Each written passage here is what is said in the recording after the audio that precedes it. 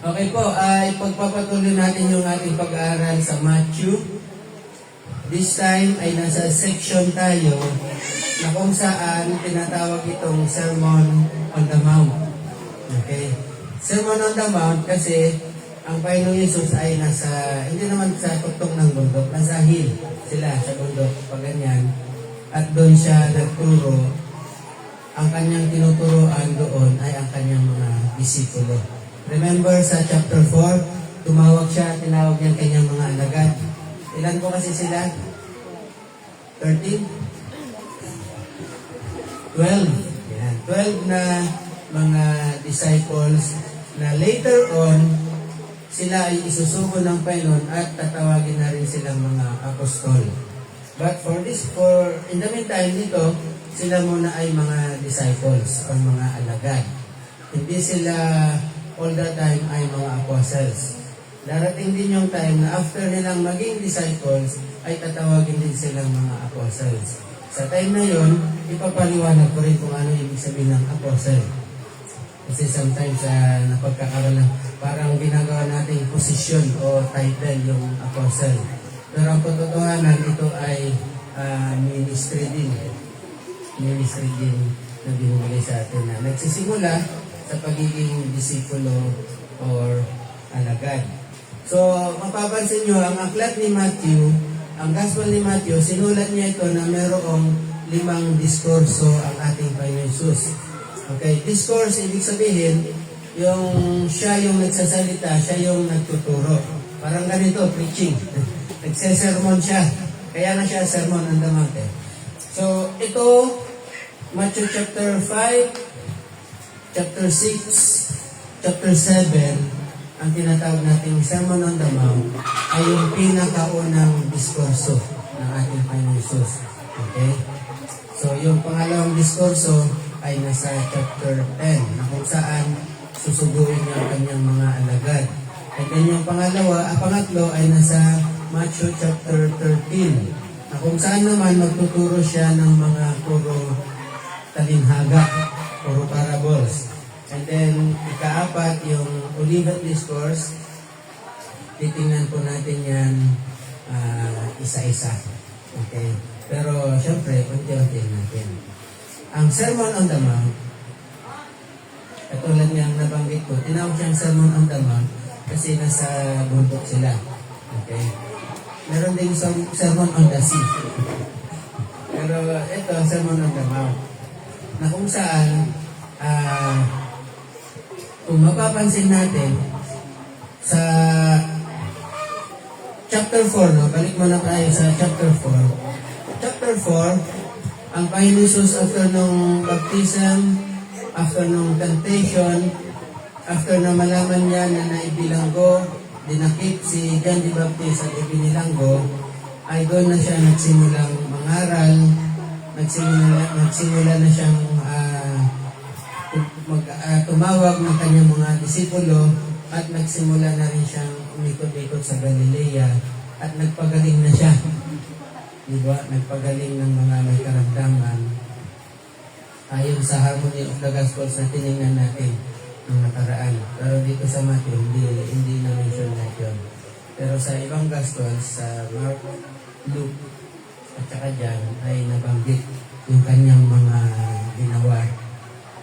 So, dahil dito, nakapag-attract ng mga tao. Okay? Siyempre, saan ba naman yung marinig mo may nagpapagaling doon, hindi ka ba nang pupunta? Diba? Uy, si Ikon, alam ko si Ikon ay mayroong pinagaling sa ganitong karamdaman. Kasi budumulin talaga kahit na nasa malayong lugar pupuntahan. So, ang mga tao din, nakita nila yon, gusto rin nilang maranasan, kaya ngayon, ang daming tao ang sumusunod sa kanya. So, ang tawag dyan ay mga followers. Diba? Sila ay mga followers. Pero does that mean ba na yung follower ay disciple? Tama po ba? O iba ang follower, iba yung disciple? Okay, yung follower, sumusunod-sunod lang kung nasa ng Panginoon Jesus. Pero yung disciple ay nag-undergo ng discipline na mula sa Panginoong Jesus mismo. Discipline sa pagtuturo, discipline sa lahat ng bagay, kasama na yung pananalangin diyan. Now, sa chapter 5, verse 1 and 2, sabi diyan ay, nang makita ni Jesus ang napakaraming tao, umakyat siya sa bundok at pagkaupo niya ay lumapit sa kanya ang mga alagad niya at binuka niya kanyang bibig at tinuruan sila. Sa sinasabi, sino yung tinuruan sila? Sino? Remember, ang daming mga tao, crowds of people. Pero iniwan niya yung crowds of people na yon, umalis siya doon, umakyat siya, tapos umupo siya, hindi siya naglalakad. Katulad nung, di ba, napanood na naman natin yung palabas na pa, no? Yung Jesus na palabas. Yung bahagi ng Sermon on the Mount, mapapanood natin doon, naglalakad-lakad si Jesus. Pumupunta siya sa mga tao. Hindi, dito nakaupo siya at tinuturoan niya yung mga... Sino tinuturoan niya? Yung mga alagad. Hindi silang lahat. Yung mga disipulo lamang niya ang kanyang tinuturoan. Pero siyempre, dahil nakaangat siya, paangat, at nandoon yung mga tao, magsasalita na rin siya, maririnig nila. Parang natural na amphitheater yung pwesto niya eh. Amphitheater na yung meron siyang magandang acoustics. Sa atin, siyempre, hindi na tayo maghanap ng mga ganun dahil meron namang microphone, meron speaker. Yung time nila, ay walang ganun. Kaya, yung nagtuturo, may pwesto sa isang lugar na kung saan yung boses niya ay dadalhin ng hangin sa mga nakikinig. Okay. Ang Sermon on the Mount, remember, ang ating Panginoong Jesus ay ipinapakilala niya ang kanyang kaharian. Even si John the Baptist. Ang sabi ni John the Baptist, repent for the kingdom of heaven is at hand. And then nung mangaral ng Panginoong Jesus, ang sabi din niya is repent for the kingdom of heaven is at hand. Pag kingdom, merong hari, di ba? Pero pag kingdom yan, meron ding yung hari, meron siyang sinasakupan. May mga tao doon. Ang tanong, ano ang mga characteristics, ano yung mga katangian, ano yung mga pag-uugali na ine-expect ng hari sa kanyang mga nasasakupan. Anong klaseng character, anong klaseng attitudes ang ine-expect ng hari sa kanyang mga nasasakupan. Yun ba yung mga mapagmalaki? Yun ba yung mga palaaway? Yung mapaghiganti? kunting sabi lang sa kanya, naghihiganti niya, hindi mo mga walang ganti, yung mga galaw. Yun ba ang hinahanap ng Diyos sa kanyang mga nasasakupan, sa kanyang mga paghaharian? At ang mga titingnan natin dito, mula chapter 5 hanggang chapter 7, kabaliktaran nung nakikita natin ng mga kaugalian sa mundo. Totally different. Kasi, bigyan ko na lang kayo ng halimbawa. Mapalad ang mga nagluluksa. Or sa English, ay mapalad ka daw kasi nagluluksa. Sa English ay, blessed are those who mourn. So, blessed, ibig sabihin, masaya ka, happy ka, nagluluksa nga eh.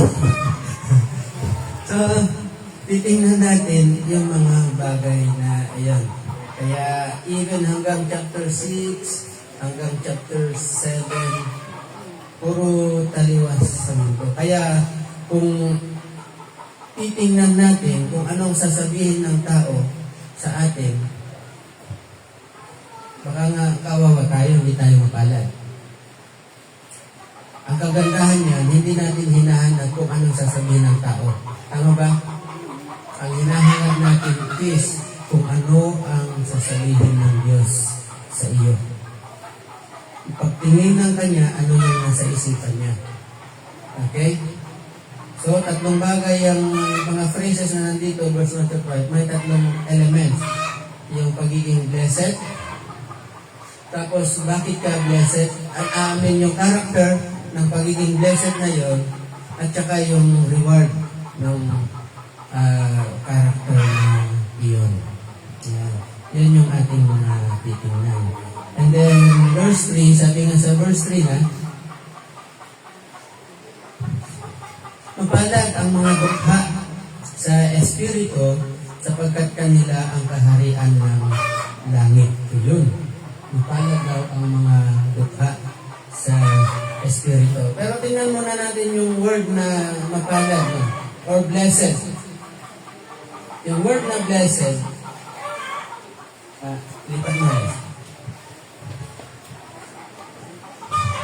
Yung word na blessed or beatitudes, di ba kayo nagkataka bakit beatitudes?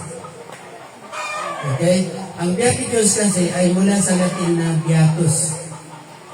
Dito rin hamo yung word, yung pangalan na Beatrice.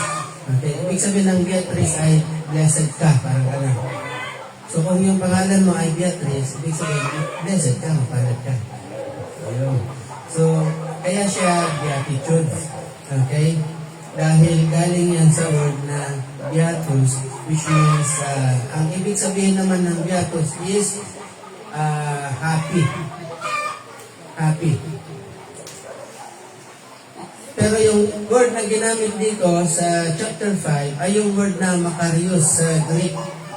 Ano ang ibig sabihin naman ng makarios? The same din, blessed pa rin siya or mapalad, happy, fortunate. Pero yung word na makarios, it also means someone who receives a divine favor.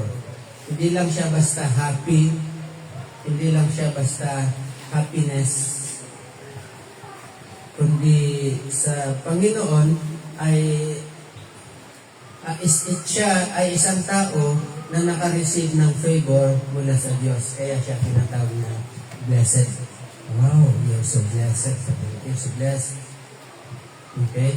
So, ipalad ka. And then, sabi nga ni yung word na happiness kasi yung makarios is more than happy. More than pa siya sa pagiging happy. Kasi yung happy ay galing sa word na hap. Di ba? Alam niya yung mga word na mishap. Mishap sabi niya. Ito isang aksidente. Or nakadepende sa isang happenings. Accidental or by chance. Yung happy or yung happiness ay accidental siya or by chance. Or meaning, naging happy ka lang dahil merong occasion, merong nangyari na maganda, parang ganon. Pero itong si Makarios, kung Makario ang pangalan mo, ibig sabihin blessed ka. Okay, so itong si Makarios, it's more than pagiging happy. Okay, ito yung isang uri na tinatawag natin na joy. Pero ang joy na ito yung joy na walang makakakuha or walang makakakuha sa iyo. Sabi nga ni William Barclay, isang theologian at saka writer din, sabi ni Barclay, sa word na Makarios, sabi niya, Makarios describes that joy which has its secret within itself.